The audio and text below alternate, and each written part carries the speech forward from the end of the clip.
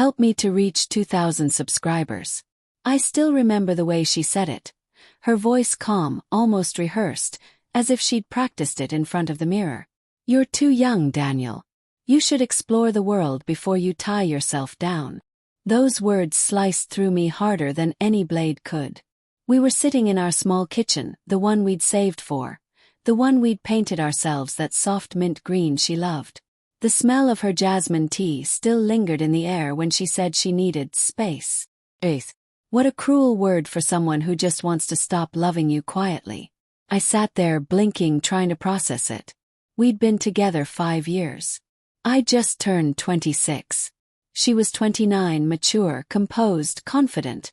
Everything I admired and apparently, everything she'd grown to resent. I need to find myself, she continued, not meeting my eyes. We started too early. I rushed into things. Find yourself. I repeated, my voice hollow. And what about me, Sarah?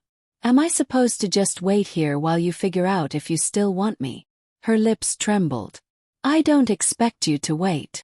She left the next morning. No tears. Just a packed suitcase and a faint scent of her perfume trailing out the door. That was a year ago. And I swear, every day of that year was a slow bleed.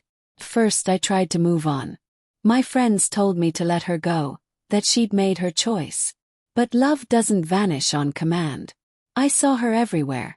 In strangers on trains, in songs on the radio, in the empty side of the bed that still smelled faintly of her hair. Her Instagram vanished after a few months, and I told myself that was good. Out of sight, out of mind. But the truth was I still checked, hoping she'd post something, anything. Hoping she'd think of me too. 6 months in, I heard she'd moved to Los Angeles. My cousin spotted her at a bar, laughing with someone tall, well-dressed, with his hand resting on her thigh. I didn't ask for details. I didn't need to. The picture in my head was enough to tear me apart. That night, I drank until dawn. The kind of drunk that leaves you in pieces on the floor, wishing you could erase memories the way you delete photos. By the time her birthday rolled around, I'd accepted she wasn't coming back. I even started seeing someone new, Emily. Sweet, kind, patient Emily. But every time she'd reach for my hand, I'd flinch. Not because I didn't want her, but because some part of me was still clinging to Sarah's ghost. It was exactly 1 year later when I got the text. Can we talk? I stared at my phone, numb. Name. Her photo. After all this time. I didn't reply at first. But curiosity is a dangerous thing. Eats at you. Please, Daniel.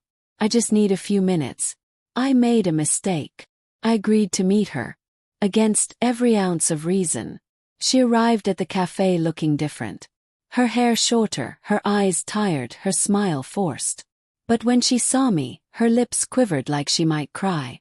Thank you for coming, she whispered. I folded my arms. You said you made a mistake. Which part?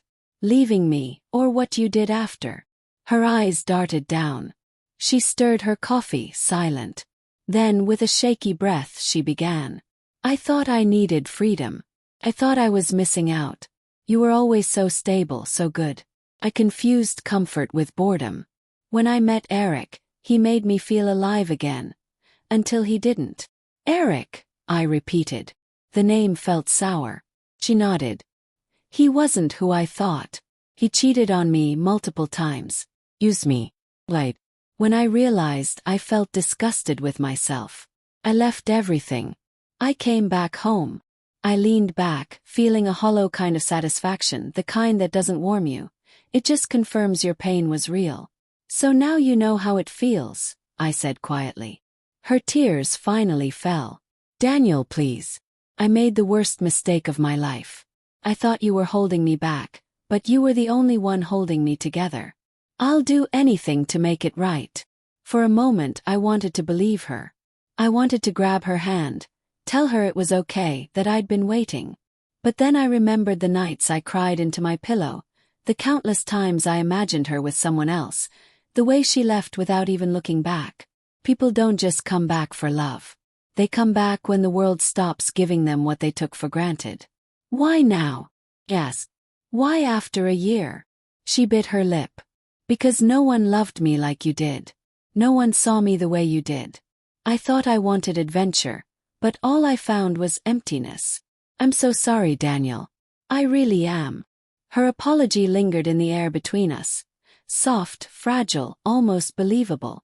Then she reached across the table, her fingers brushing mine. Please, can we start over? I looked at her hand. The same hand that once wore my promise ring. The same hand that had touched someone else without hesitation. Pulled mine back. No, I said finally. You don't get to destroy something and then decide when to rebuild it. I spent a year stitching myself back together, piece by piece. You don't get to come back and ask for the parts you threw away. Her face crumpled. You don't mean that. I do. She blinked rapidly, desperate now. Daniel, please. I'll do anything. I'll prove. Stop, I interrupted. You don't need to prove anything. You just need to live with what you did. I already forgave you, but that doesn't mean I want you back. Her breath hitched. Is there someone else? I hesitated, thinking of Emily, the woman who never made me question my worth. Yes, I said finally.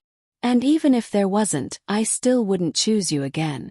Sarah's tears fell freely now. I thought you'd understand. I do, I said softly. That's why I'm walking away. I stood up, leaving her at the table, trembling, clutching her coffee cup like it was the last thing holding her together. Outside, the sky was gray, the wind sharp. But for the first time in a long time I felt clear. As I walked away, my phone buzzed. Emily's message lighting up the screen. Dinner tonight. I miss you. I smiled faintly. Yeah, I typed back. I'll bring dessert. I didn't look back at the cafe. Some doors aren't meant to be reopened, no matter how familiar the handle feels. Because sometimes the real betrayal isn't what someone did to you, it's what you let them do to you twice.